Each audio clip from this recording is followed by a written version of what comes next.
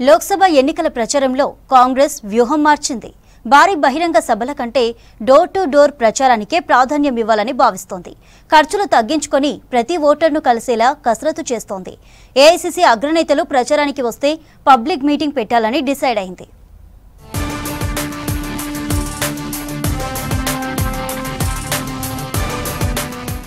లోక్సభ ఎన్నికల్లో majority సీట్లపై Congress party focus చేసింది. తుక్కుగూడ సభ success తర్వాత అదే స్థాయిలో అన్ని పార్లమెంటు నియోజకవర్గాల పరిధిలో భారీ బహిరంగ సభలు పెట్టాలని హస్తం నేతలు ముందుగా ప్లాన్ చేశారు. అయితే ఎండ తీవ్రత, సభల నిర్వహణకు భారీగా ఖర్చులు, అభ్యర్థులకు ఆర్థిక భారం వీటన్నిటినీ దృష్టిలో ఉంచుకొని ప్రచార వ్యూహాన్ని మార్చుకున్నారు.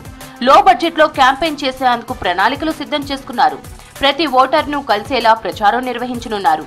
బూత్ స్థాయి నుంచి అసెంబ్లీ, పార్లమెంటు స్థాయి వరకు మూడంచెల పద్ధతిలో క్యాంపెయిన్ చేయనున్నారు కాంగ్రెస్ నేతలు.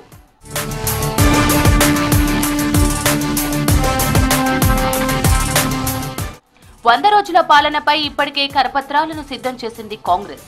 ఇప్పటి వరకు అమలు చేసిన గ్యారంటీలు, వాటితో ప్రయోజనం పొందిన లబ్ధిదారుల సంఖ్య, చేసిన ఖర్చు వివరాలు కరపత్రాల్లో ముద్రించారు.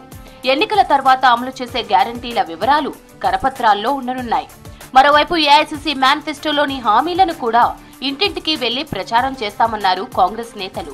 గత బీఆర్ఎస్ ప్రభుత్వ వైఫల్యాలు, అవినీతి అక్రమాలను ప్రజలకు వివరిస్తామంటున్నారు. తెలంగాణకు బీజేపీ చేసిందేమీ లేదని చెప్తామంటున్నారు కాంగ్రెస్ నేతలు. మూడంచెల వ్యూహంలో భాగంగా గ్రామ, మండల స్థాయిలో స్థానిక నేతలు ప్రచారం చేయనున్నారు. అసెంబ్లీ నియోజకవర్గాల స్థాయిలో ఎమ్మెల్యేలు, జిల్లా నాయకులు క్యాంపెయిన్ చేయనున్నారు.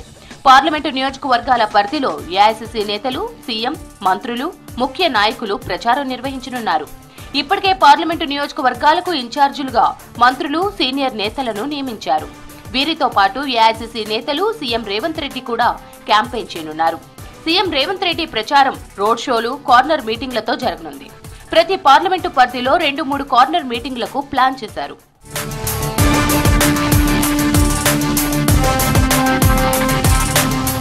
యూఐసీసీ అగ్రనేతలు మల్లికార్జున్ ఖర్గే, రాహుల్, ప్రియాంక గాంధీతో పాటు ఇతర జాతీయ నేతలు ప్రచారానికి వస్తేనే భారీ బహిరంగ సభలు నిర్వహించనున్నారు.